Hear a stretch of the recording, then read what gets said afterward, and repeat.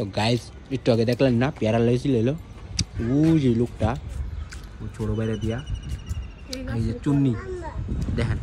চুন্নি পেয়ারা খাইতেছে দেখেন চুন্নি না অবশ্যই আমি এটা বলবো কি বলবা আমি চুরি করে খেয়েছি এটা বলবা কামদো লাল পেয়ারা লালের লাল সেই সাপ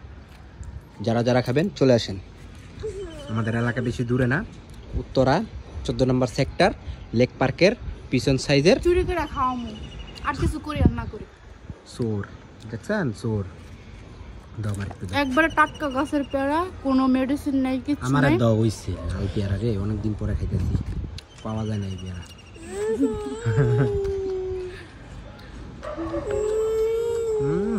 সেই খাপ